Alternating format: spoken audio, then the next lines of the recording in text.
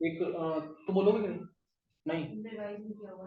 पता भाई ये कह रहा हूँ, ये टॉपिक ऐसे हैं और तुम्हारे तो कोर्स में मतलब मैं चाह रहा हूँ कि पूरा तुम्हें बोलना आता हो टॉपिक। सॉल्ट एनालिसिस बोल दिया तो सॉल्ट एनालिसिस में क्या क्या बेसिक था, मैंने क्या कराया, बेसिक रेडिकल्स कराया पहले, उसकी डिटेल कराई, एसिड रेडिकल्स कराया उसकी डिटेल कराई, मैंने ड्राई टेस्ट से कराए, कंफर्मेटरी टेस्ट कराया, आइडेंटिफिकेशन टेस्ट कराए, वो सब सारा तुम्हें बोलना आना चाहिए।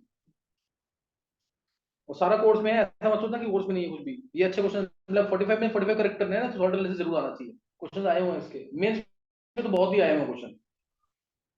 सही ना, मेंस में काफी क्वेश्चन सॉल्ट एनालिसिस के 14 क्वेश्चन आए हुए हैं 3 साल के अंदर। चलो अभी नोट करना, पी ब्लॉक स्टार्ट कर रहा हूं मैं। बेस इसका पीरियोडिक प्रॉपर्टीज है। सही ना, बेस इसका क्या है, पीरियोडिक प्रॉपर्टीज। एक एक वर्ड ध्यान से सुनना, याद हो जाए क्लास के अंदर, टाइम ज्यादा नहीं दूंगा उसके बाद। सही ना, पी ब्लॉक, पी ब्लॉक इसके अंदर जो हमें करना है अभी, जो हमें अभी करना है वो क्या है, बोरोन फैमिली और कार्बन फैमिली। बोरोन फैमिली और कार्बन फैमिली, दो फैमिली करनी है। सही ना,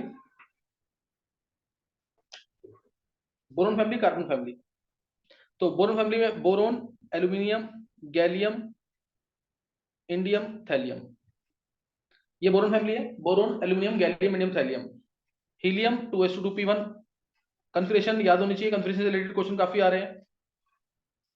जैसे लास्ट इलेक्ट्रॉन के क्वांटम नंबर्स क्या है इसके अंदर, 3s2 3p1, argon 4s2 3d10, 4p1, krypton 5s2 4d10, 5p1, xenon 6s2 4f14, 5d10 6p1। सही ना, ये बोरोन फैमिली है। क्लियर, ये क्या है, बोरोन फैमिली। अब ऐसे ही तुम एक बार कार्बन फैमिली के डिटेल लिखो जल्दी से, कार्बन फैमिली की इनकी डिटेल लिखो।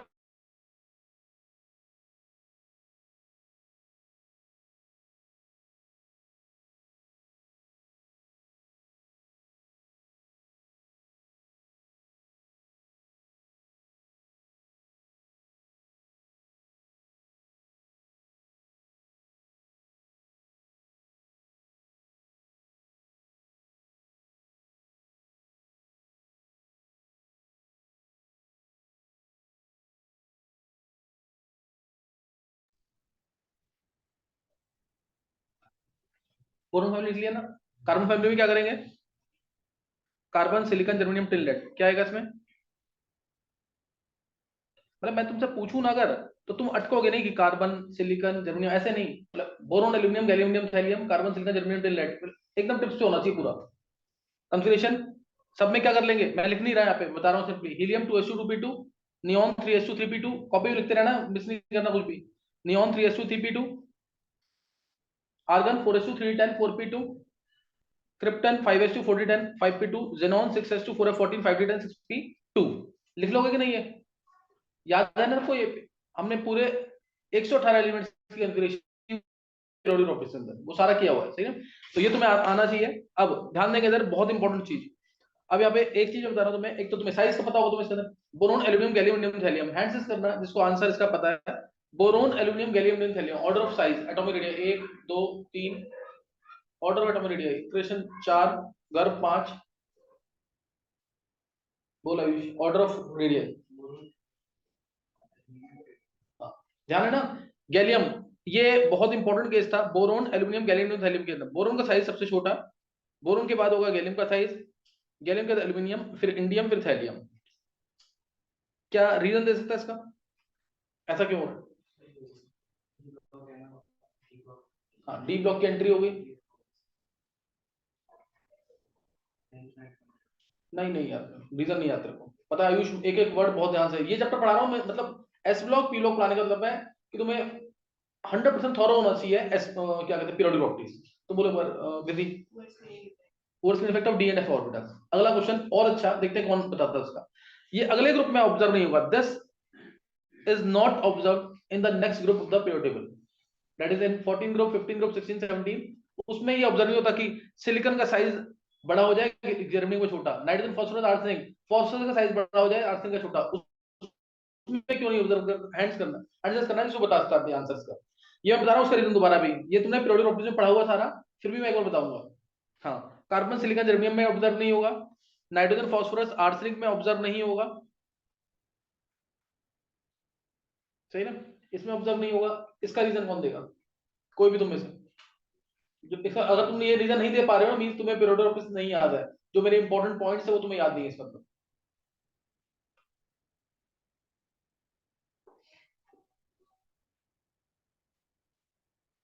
नहीं याद किसी को भी।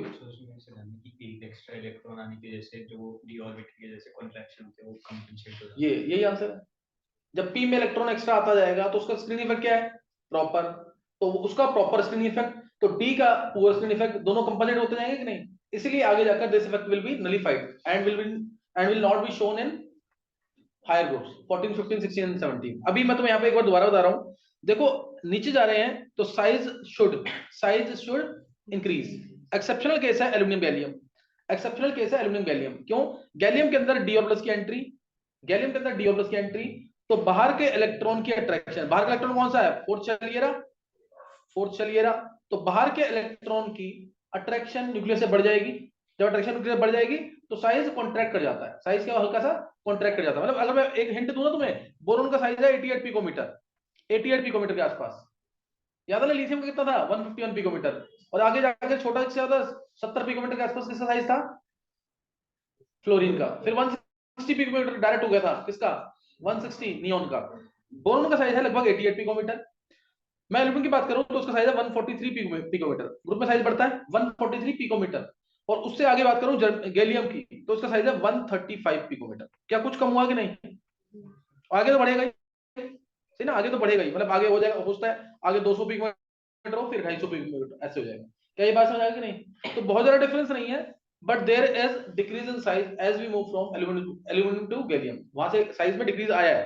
क्यों डिक्रीज आया दोबारा सुन लेंगे, गैलियम के अंदर डी ऑर्बिटल्स की एंट्री, स्क्रीनिंग इफेक्ट इनका पुअर, तो बाहर के इलेक्ट्रॉन्स की अट्रैक्शन न्यूक्लियस से बढ़ जाएगी और साइज हल्का सा कॉन्ट्रैक्ट कर जाएगा, साइज हल्का सा क्या कर जाएगा, कॉन्ट्रैक्ट कर जाएगा। क्या ये बात समझ आ गई कि नहीं, तो ये चीज ध्यान रखिए इसके अंदर। और आगे जाके साइज इंक्रीज तो करेगा but the increase will be very slight, reason because of entry of D as well as F orbitals, D और एफ नीचे दोनों आ रहे हैं ना, साइज इंक्रीज तो करेगा but the increase will not B that much, it will be slight only. ये बात समझ आ गई कि नहीं, प्रियंका बोलो जल्दी से, एल्यूमिनियम गैलियम, गैलियम का साइज छोटा क्यों हो गया, ग्रुप में जा रहे हैं तो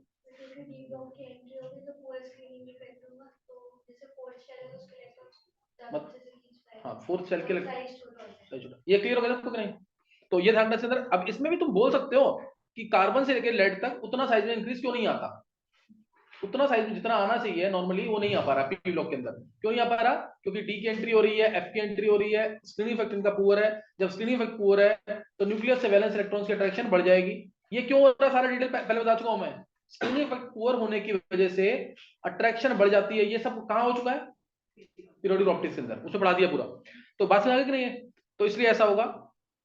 और सेम चीज आगे ऑब्जर्व होगी, हमें पढ़ना है ग्रुप 13 और 14, तो मैं 13 और 14 की बात करूंगा, मतलब इतनी लेट आ रहा है। ऐसे थोड़ी होता काम है, ड्रॉप करने के बाद ऐसे करेगा तो हो गया काम, आ गया बिल्कुल।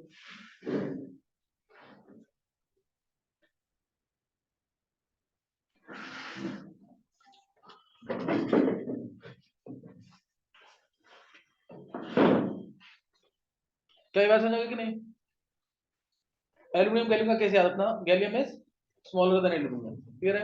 अब इसी के अंदर बता रहा हूं तुम्हें, ये मैंने तुम्हें यहाँ पे बताया क्या, atomic radii will increase down the group, only exception is aluminium and gallium. Similarly इधर भी एटॉमिक रेडियस बढ़ेगा, carbon silicon germanium tin lead, atomic radius क्या होगा, बढ़ेगा। बात करें पीरियड की, अगर बोरोन और कार्बन किसका एटॉमिक रेडियस ज्यादा होगा, बोरोन का। पीरियड में साइज क्या करता है, डिक्रीज करता है। क्यों, क्योंकि न्यूक्लियर चार्ज, न्यूक्लियस की पावर बढ़ जाती है, न्यूक्लियस की पावर बढ़ जाती है तो साइज क्या करेगा, डिक्रीज करेगा। क्लियर है कि नहीं है, समझ आ गया कि नहीं है, न्यूक्लियस की पावर बढ़ जाएगी तो साइज क्या कर जाएगा, डिक्रीज कर जाएगा। तो ये चीज ध्यान रखिए इसके अंदर। अब उसके बाद ये तो मैंने बताया atomic radius, clear, this was atomic radius, ये एटॉमिक रेडियस था। अब आगे जो है, इसी के आगे आयनेशन एनर्जी, वो इससे ज्यादा इंपॉर्टेंट है, मेंस में क्वेश्चन बहुत बार आया हुआ है इसके, एडवांस से भी आया हुआ है क्वेश्चन। जैसे ग्रुप 13 हैंड से करेंगे जिसको याद होगा, मैंने करा दिया है पीरियोडिक के अंदर। आयनेशन एनर्जी का ऑर्डर क्या होगा ग्रुप 13 में, 1 2 और किसी को याद है, 3, order of ionisation energy in group 13, Kanika बोलो। बोरोन, थालियम, गैलियम, हाँ बिल्कुल सही है। रीजन क्या है? रीजन क्या है इसका? रीजन साइज के बेसिस पे बोलो ना, याद करने से फिर फायदा नहीं होगा। और ये तो ये एडवांस का क्वेश्चन है, आईआईटी एडवांस का क्वेश्चन है। सबसे छोटा साइज है तो क्या है, बिल्कुल सही है। और फिर उसके बाद थैलियम में आ जाता है, थैलियम में तो साइज बड़ा ही है, साइज बड़ा है, लेकिन डी और एफ दोनों की एंट्री होगी तो वैलेंस इलेक्ट्रॉन्स की अट्रैक्शन ज्यादा हो जाएगी, न्यूक्लियस से बढ़ जाएगी। हाँ तो निकालना मुश्किल होगा। उसके बाद बोरॉन थैलियम के बाद गैलियम आएगा, फिर ये गैलियम का एल्यूमीनियम से छोटा साइज है, फिर एल्यूमीनियम साइज के बेसिस, सारा साइज के बेसिस पे है, सारा का सारा साइज के बेसिस पे है। Only exception was thallium only, otherwise order should be boron then gallium then aluminium then indium then thallium. बस मैंने क्या किया, बोरोन के बाद थैलियम को कर दिया, बोरोन का किसको कर दिया, थैलियम को। रीजन बीइंग डी और एफ दोनों की एंट्री हो गई, वैलेंस इलेक्ट्रॉन की अट्रैक्शन न्यूक्लियस में बढ़ जाएगी।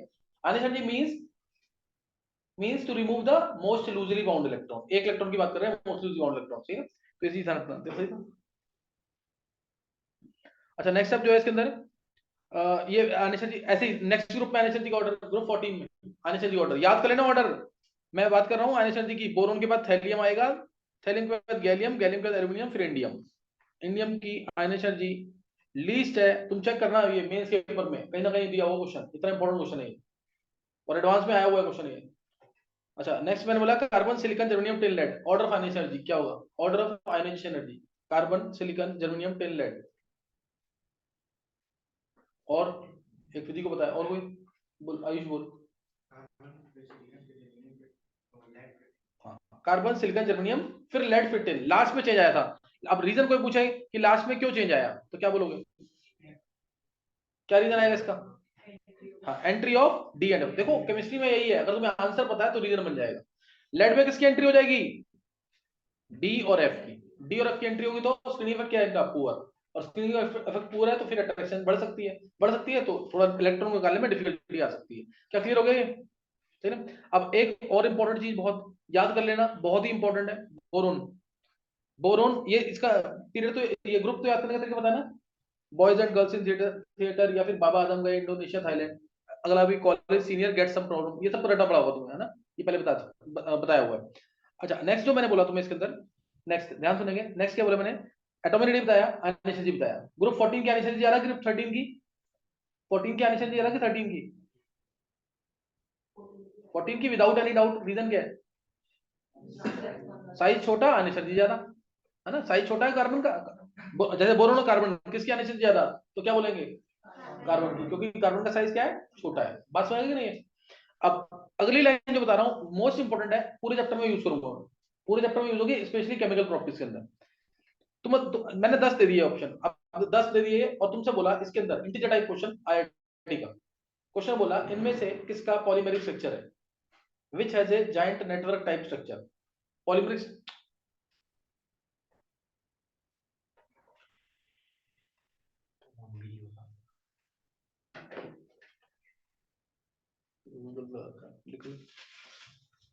बताओ एक बार सोच करके, 10 दे रखे हैं ऑप्शन, 10 तुमने लिखे हो ना तुमने, एक एक चीज मेरी नोट डाउन जरूर करना, मिस मत करना बिल्कुल भी। इसमें बताना तुम्हें इसमें से किसका जायंट नेटवर्क है, किसका पॉलीमेरिक स्ट्रक्चर बनेगा, इनमें से किसका पॉलीमेरिक स्ट्रक्चर बनेगा।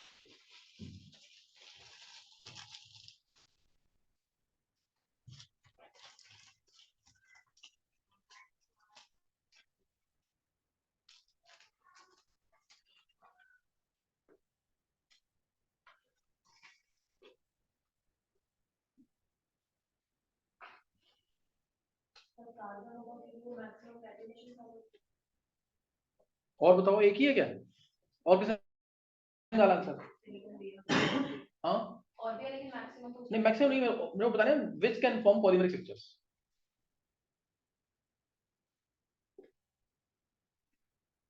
which can form polymeric structures out of these 10 elements। कौन बोले हैंड से, बताना आंसर। विधि बोलो। एल्यूमिनियम का नेटवर्क स्ट्रक्चर होता है डाइमर। एल्यूमिनियम तो एटम के फॉर्म में आता है ना। एल कैसे लिखते हो तुम 2Al + 3O2 लिखते हो कि नहीं? तो सिंपल एटम के फॉर्म में रिएक्शन होती है इसकी।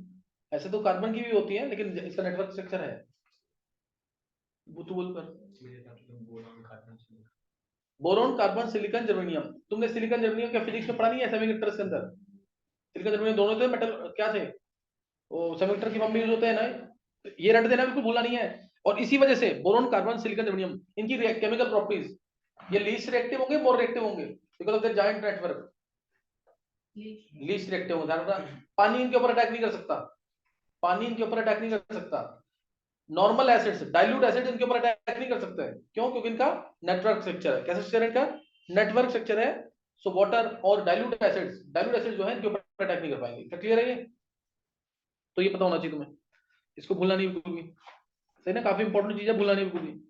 अच्छा उसके बाद boron carbon silicon germanium. Boron carbon silicon याद रहेगा कि नहीं? कौन कौन से नेटवर्क स्ट्रक्चर है? Boron carbon silicon germanium they have network joint network type structure और they exist in their polymeric form. Clear है कि नहीं? है नेक्स्ट क्वेश्चन इसी के अंदर। नेक्स्ट क्वेश्चन है जैसे इसी के अंदर अगर मैंने तुमसे मेटलॉइड्स कौन से हैं? मेटलॉइड्स क्या तुम मुझे कोई आंसर कर सकता है? मेटलॉइड्स कौन से हैं इसमें?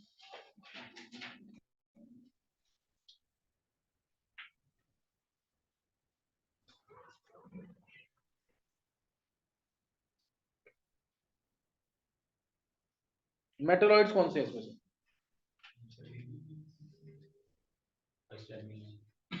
जर्मेनियम।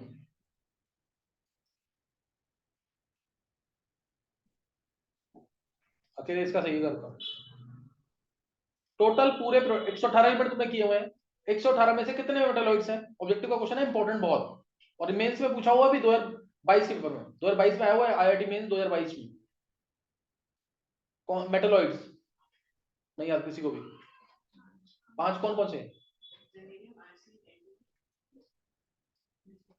मेटल तो याद है? इसका सही है, गर्व का सही है। देखो मैंने कहा था अगर तुम भूल जाते हो कभी तो ध्यान देना इधर, एक बार ध्यान देना। Carbon silicon germanium tin lead, nitrogen phosphorus arsenic antimony bismuth, oxygen sulphur selenium tellurium polonium. कुछ याद आया? अब ये थे मेटलॉइड। गलत पढ़ोगे कहीं और पढ़ोगे तो जो बता रहा हूं यही सही है, इसमें गलती मत करना। ये 5 ही मेटलॉइड्स हैं पूरे पीरियोडिक के अंदर। 5 मेटलॉइड्स कौन कौन से? Germanium, arsenic, antimony, selenium, tellurium. Maximum जगह इस चीज को गलत बताया हुआ है, बुक्स में भी गलत बताया हुआ इसके बारे में। ये ध्यान रखना इस चीज का।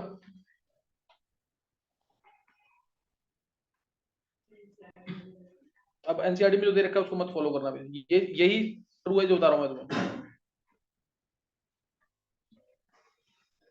ये 5 मेटलॉइड्स, ये 5 मेटलॉइड्स इसको भूलना नहीं है। ये काफी इंपॉर्टेंट चीज है, सही ना? नेक्स्ट नोट करना इसमें, इसका निमोनिक क्या था?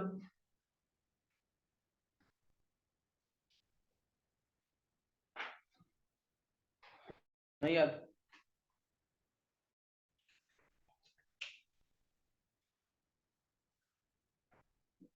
नहीं याद आया? 2 बताए निमोनिक इसके। सबसे अच्छे तेरे गीत, याद आया कि नहीं? एक ये था, या फिर जो लिखा है उसको ही बोल दो। सबसे अच्छे तेरे गीत, एक तो ये था। दूसरा जिए ऐसे सब सीते, जिए ऐसे सब सीते, किसी भी तरह से कर लेना है। 2 बताए दोनों में, ये तो डायरेक्ट है, ये डायरेक्ट है। और ये अगर इसको करना सबसे अच्छे तेरे गीत, ऐसे करना, ऐसे कर लेना, भूलना नहीं इसको बिल्कुल। बहुत ही इंपॉर्टेंट चीज है ये। 5 मेटलॉइड है, 2022 के पेपर में पूछा हुआ क्वेश्चन इसका। अच्छा नेक्स्ट है मेटलॉइड बता दिए इसके अंदर, मेटलॉइड बता दिए और पॉलीमेरिक फॉर्म में कौन कौन से एग्जिस्ट करते हैं बता दिया, ठीक है। एक कहां पे है? ग्रुप 13 में, और 3 कहां है? ग्रुप 14 में। अच्छा अब नेक्स्ट जो है बोरोन फैमिली के बारे में हो गया। कार्बन फैमिली मैंने तुम्हें बता दिया, एटॉमिक रेडियाई मैंने तो बता दिया, आयनिक एनर्जी दूसरी बता दी। एटॉमिक रेडियो हो गया, अनएस्टेड एनर्जी हो गया। नेक्स्ट इसके अंदर करना है पहले बहुत ही इंपॉर्टेंट ऑक्सीडेशन स्टेट्स, सही ना, ऑक्सीडेशन स्टेट्स। एक बार दोबारा मैं लिख रहा हूं कॉन्फ़िगरेशन, ताकि तुम्हें ऑक्सीडेशन स्टेट निकालना आ जाए ढंग से। देखो ऑक्सीडेशन कार्बन, इसको ध्यान सुनना, इसके ऊपर क्वेश्चन बहुत आए हुए हैं, कम से कम 7-8 क्वेश्चन है इसके अंदर, 7-8 क्वेश्चन आए हुए हैं अभी आईआईटी मेंस के अंदर इसी के ऊपर।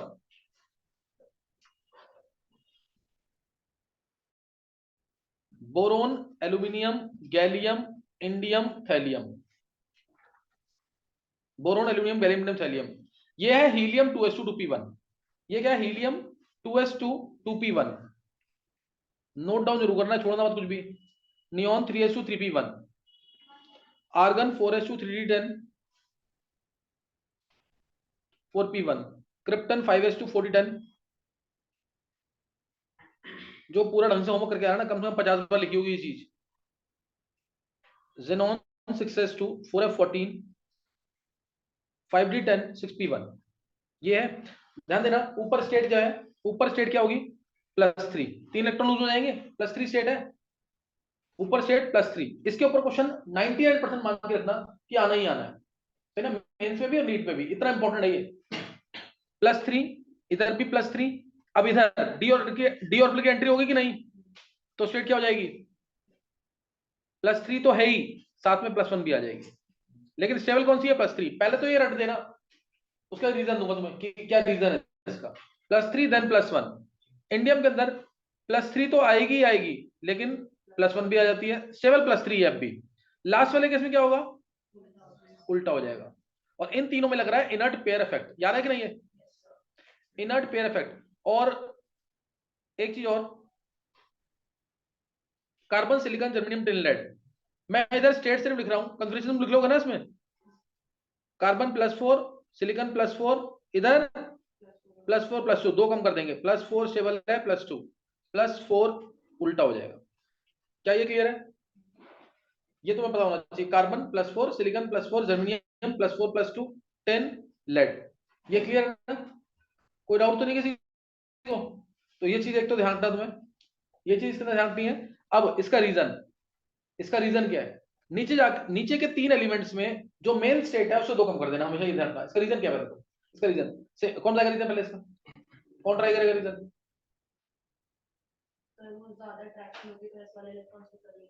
हाँ, देखो अभी मैंने तुम्हें बोला डी ऑर्बिटल्स का poor screen effect. D orbital है, ये न्यूक्लियस, एक बार मैं समझाने की कोशिश कर रहा हूं, हालांकि तुम कर चुके हो इसको। कहां पे? पीरियोडिक प्रॉपर्टीज के अंदर सारा हो चुका है। उसके अंदर पीरियोडिक और केमिकल बॉन्डिंग में बहुत सारी चीजें कराई हुई है। 3D है, 3D है पहले थर्ड शेल का, फिर 4s है, फिर 4p है। ये 3D पुअर स्क्रीन इफेक्ट मतलब ये था ना कि गैप है इसके अंदर। पुअर स्क्रीन मतलब गैप है। अब ये 3D के इलेक्ट्रॉन्स है, तो ये 4s के ऊपर, ऊपर किसके इलेक्ट्रॉन दिखाऊंगा मैं? 4s के। ये 4s, क्या इसमें कोई गैप रहेगा? नहीं, ये 4s के इलेक्ट्रॉन होंगे। तो 4s का जो इलेक्ट्रॉन है बहुत आसानी से न्यूक्लियस अट्रैक्ट कर लेगा कि नहीं? Because of these gaps 4s के इलेक्ट्रॉन्स आसानी से न्यूक्लियस अट्रैक्ट कर लेगा। ये 4s है। अब क्या 4p का इलेक्ट्रॉन, 4p का इलेक्ट्रॉन क्या उतना अट्रैक्ट हो पाएगा न्यूक्लियस की तरफ? क्योंकि उसको उसको प्रोटेक्शन किससे मिल रही है? ये s के इलेक्ट्रॉन से। इसको आने नहीं देंगे यहाँ पे, यहाँ तो रोक लेंगे इसको। तो ये इलेक्ट्रॉन बाहर निकल सकता है कि नहीं? अब यही था ना इसका इफेक्ट। 4p का इलेक्ट्रॉन, ये 4p का एक इलेक्ट्रॉन, ये 4s के इलेक्ट्रॉन, 4s के जो इलेक्ट्रॉन है they will be strongly attracted towards the nucleus. Clear? They will be strongly attracted towards the nucleus. Hence they can't be removed. Hence it can't be removed. तो इसलिए ये electron तो निकल जाएगा। क्या आ गया? स्टेट आ गई +1 आ गई। 4s के इलेक्ट्रॉन अगर बात करें गैलियम या इंडियम की, निकल जाते हैं, लेकिन उतनी आसानी से नहीं निकलते जितनी आसानी से यहां पे निकल रहे हैं। समझे नहीं? निकल जाते हैं ये इलेक्ट्रॉन। क्लियर है कि नहीं है? तो इसलिए यहाँ पे +3 ही अभी स्टेबल है, यहाँ भी +3 स्टेबल है। देखो if we unpair an electron, gallium के अंदर अभी मैंने बोला कितने अनपेयर इलेक्ट्रॉन्स हैं? गैलियम के अंदर कितने अनपेयर इलेक्ट्रॉन्स हैं? एक ही है, ये रहा ना 4p1, एक ही तो अनपेयर है। इंडियम के अंदर एक अनपेयर, थैलियम के अंदर एक अनपेयर, सब में एक एक अनपेयर है ना। सब में क्या है? एक एक अनपेयर इलेक्ट्रॉन है। तो एक अनपेयर इलेक्ट्रॉन है तो ये ऐसे है, देखो मैं नेक्स्ट पेज दिखा रहा हूं उसको। ये ऐसे है, ये 4s, ये 4p। 4s में 2 इलेक्ट्रॉन, 4p में 1 इलेक्ट्रॉन, यही है ना। अब 4s का इलेक्ट्रॉन मैं इसको एक्साइट कर रहा हूं 4p के अंदर, एक इलेक्ट्रॉन उठाया मैंने यहां से और उसको भेज दिया 4p के अंदर, ये 4p में भेज दिया मैंने, ये 4s 4p में भेज दिया, सही ना। अब कितने एम्पीयर हो गए, 3 हो गए। जब मैंने इस इलेक्ट्रॉन को यहां से यहां भेजा तो एनर्जी देनी पड़ेगी। मान लो मैंने एनर्जी दी 50 किलो जूल, मैं एक एग्जांपल ले रहा हूं सिर्फ, कितनी एनर्जी दी 50 किलो जूल एनर्जी दी। अब जब मैंने यहाँ पे इलेक्ट्रॉन भेज दिया, अब कितने एम्पीयर हो गए, 3, एनर्जी यूज हुई है ना, ऐसा तो नहीं होना चाहिए। अब जब यहाँ पे 3 एम्पीयर हो गए, अब मान लो अगर Cl आया, Cl ने सबके साथ बॉन्ड बनाया, ये बॉन्ड बनाया Cl का इधर, एक Cl का बॉन्ड यहाँ, एक Cl, पहले Cl कितने आते, एक ही आता, एक ही एम्पीयर था, अब कितने आए, 3। तो 3 जगह से एनर्जी, बॉन्ड बनने में एनर्जी क्या होती है, रिलीज होती है। अब कितने एक्स्ट्रा बॉन्ड बने, 2 एक्स्ट्रा, 2 एक्स्ट्रा बने ना। तो एक बॉन्ड बनने में मान लो एनर्जी रिलीज हो गई 100 रिलीज हो गई, दूसरा बॉन्ड बना तो 200 रिलीज हुई, दी कितनी थी, 50 दी थी, 200 रिलीज हुई। तो एनर्जेटिकली फेवरेबल है कि नहीं है, इसीलिए इसीलिए 3 एम्पीयर होंगे इलेक्ट्रॉन हमेशा। इलेक्ट्रॉन अपना अपना आसानी से वो खुशी खुशी एक्साइट होगा, क्यों, क्योंकि एनर्जी रिलीज होगी, ओवरऑल एनर्जी क्या होगी, रिलीज होगी। क्या ये बात समझ आ रही कि नहीं है। इसलिए स्टेट कौन सी आएगी, गैलियम की +3, गैलियम की +3, गैलियम के आगे इंडियम, इंडियम की +3, इंडियम की भी +3। लास्ट वाला जब एलिमेंट आया ना, अब तुमने थेलियम के इलेक्ट्रॉन को अगर एक्साइट करना है, थेलियम 4s है, बीच में 3d भी होगा, सॉरी 6s है ना, बीच में 4f भी होगा, 5d भी होंगे कि नहीं। अब अगर इसके इलेक्ट्रॉन को एक्साइट करना है इतना दूर, तो एनर्जी दी तुमने, मान लो तुमने 200 एनर्जी दी, और बॉन्ड बनने में एनर्जी रिलीज, क्योंकि एनर्जी लेवल डिफरेंस आ गया, बॉन्ड बनने में एनर्जी रिलीज हुई 50, तो अब तो देनी पड़ेगी ना एनर्जी, इसलिए स्टेट कौन सी आएगी, +1। आया समझ नहीं है। If we are unpairing an electron, then we are left with 2 unpaired electrons, 2 unpaired electrons, in total 3, in total 3. So if energy released in the bond formation is greater than the energy required to unpair the electron, then state will be higher, higher state will be stable। लेकिन अगर उल्टा ऐसा नहीं हो पा रहा तो lower state stable होगी, ये पता है ना, पहले बता रखा मैंने। तो अब जिसको नहीं समझ आया वो रट देगा बिल्कुल। गैलियम के अंदर +3 स्टेबल है, +1 आ गई है, इंडियम के अंदर +3 स्टेबल है, +1 आ गई है, थैलियम में +1 is more stable then +3, +1 is more stable then +3। कोई डाउट तो नहीं किसी को, +1 is more stable then +3। 4 +4 +2 +4 +2 last में +2 इज मोर स्टेबल देन +4। क्या क्लियर है, एक भी शब्द भूलना नहीं है इसके अंदर। चलो नेक्स्ट अब है स्टेट मैंने तो बता दी। अब जैसे मैंने तुम्हें दिया यहाँ पे क्वेश्चन आंसर कौन देगा, दिया बैठी, हाँ दिया देगी। TLCl TLCl3 which is more stable out of these two with reason, TLCl TLCl3, हाँ रीजन दो। हाँ थैलियम की +1 है ना यहाँ पे स्टेट, और +1 स्टेबल होती है इससे, हो जाएगा। ऐसे ही GaCl3 which is more stable, second वाला +3 इज मोर स्टेबल। ये क्लियर है ना सबको। ड्यू टू, एक वर्ड में बोलेंगे तो due to inert pair effect, यही है इनर्ट पेयर इफेक्ट। मैं डेफिनेशन लिखा रहा हूं उसकी, इनर्ट पेयर इफेक्ट समझा मैंने तुम्हें दिया है। इनर्ट पेयर इफेक्ट की डेफिनेशन क्या है, कौन से इलेक्ट्रॉन पार्टिसिपेट नहीं कर रहे बॉन्ड फॉर्मेशन में, एस के, एस के इलेक्ट्रॉन, ये जब एस के इलेक्ट्रॉन्स निकल नहीं पाएंगे बॉन्ड फॉर्मेशन के लिए, यही तो है इनर्ट पेयर इफेक्ट। इनर्ट हो गए ये एस इलेक्ट्रॉन्स, क्या हो गए, रिलक्टेंट हो गए to take part in bond formation. This is called as inert pair effect. तो inert pair effect क्या है, the reluctance of s electrons, the reluctance of s electrons, clear, the reluctance of s electrons, the reluctance of s electrons to take part in bond formation,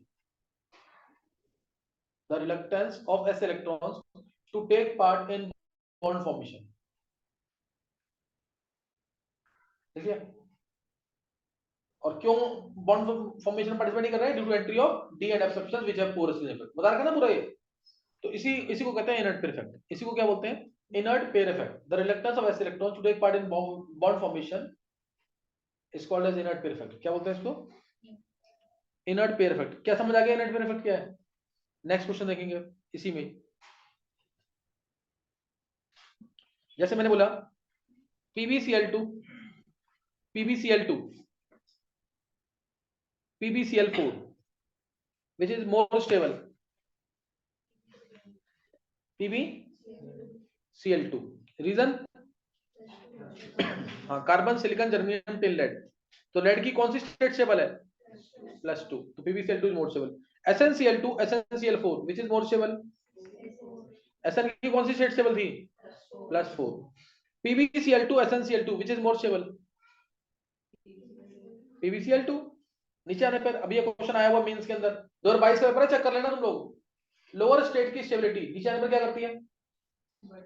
lower state की stability नीचे आने पर बढ़ रही है और हायर स्टेट की stability कम हो रही है due to inert pair effect. ये चेक कर लेना तुम, क्वेश्चन आया हुआ 2022 के पेपर में है, क्वेश्चन ये वाला मेंस में। तो ये इनर्ट पेयर इफेक्ट के ऊपर क्वेश्चन आया हुआ है। PbCl4 SnCl4 which is more stable? SnCl4। पता लग गया ना, +4 दोनों की +4 है ना। हायर स्टेट ऊपर वाले की स्टेबल होगी, लोअर स्टेट नीचे वाले की स्टेबल होगी। Higher state higher oxidation state ऊपर वाले एलिमेंट की स्टेबल होगी, लोअर ऑक्सीडेशन स्टेट नीचे वाले एलिमेंट की स्टेबल होगी। क्या कोई डाउट है इसमें? तो ये ध्यान रखना इसके अंदर। अच्छा नेक्स्ट है, ये बता, क्वेश्चन इसके बहुत सारे बन सकते हैं। जैसे क्वेश्चन ये वाला आया हुआ है, which can't exist PbF4 PbCl4, option है इसके अंदर PbBr4 PbI4, which can't exist out of these four?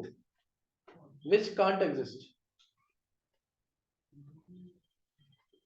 Which can't exist out of these four? Yeah. Answer तो तेरा सही, रीजन दे दे।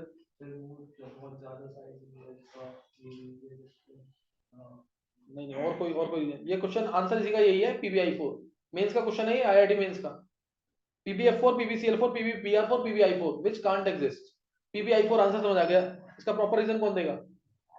कराया हुआ क्लास के अंदर ये, तेरी करना सेकेंडरी रीजन है, तुम्हें याद होगा, तेरे को पता है।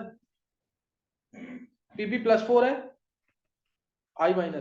क्या समझ आया आपकी? नहीं, I- कौन सा एजेंट होता है? Reducing agent. तो Pb+4 को क्या रहने देगा? I- क्या है? अच्छा रिड्यूसिंग एजेंट है, तो उसको आसानी से कन्वर्ट कर देगा किसमें? Pb+2 में। I- किसमें जाएगा? I2 में। क्या क्लियर है ये रीजन है इसका। इसलिए PbI4 एग्जिस्ट नहीं करता, PbI4 is unknown. PbF4 PbCl4 PbBr4 ये फिर भी स्टेबल है, एग्जिस्टेंस है इनका, बट PbI4 का कोई एग्जिस्टेंस नहीं है। क्या क्लियर है? तो ये चीज ध्यान रखने के अंदर Pb+2 में कन्वर्ट हो जाएगा इनर्ट इफेक्ट की वजह से भी, और I- गुड रिड्यूसिंग एजेंट है, इसलिए वैसा होगा। तो ये तुम्हें समझ आ गया होगा। नेक्स्ट अब है जैसे ये भी हो सकता है Pb2 + I- और I3-। हाँ तो उसमें तो Pb2+ ही रहा। ये एक क्वेश्चन, एक दो क्वेश्चन अभी देखूंगा। क्वेश्चन है ये, जैसे इस टाइप का question, gallium plus indium plus thallium plus कौन डिस्प्रोपोर्शनेशन शो नहीं करेगा? Gallium plus indium plus thallium plus, ये भी इंपॉर्टेंट क्वेश्चन है।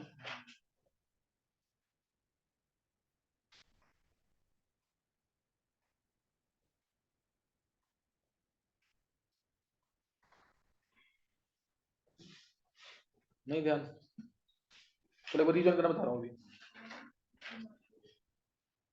डिस्प्रोपोर्शनेशन कौन सा शो नहीं करेगा?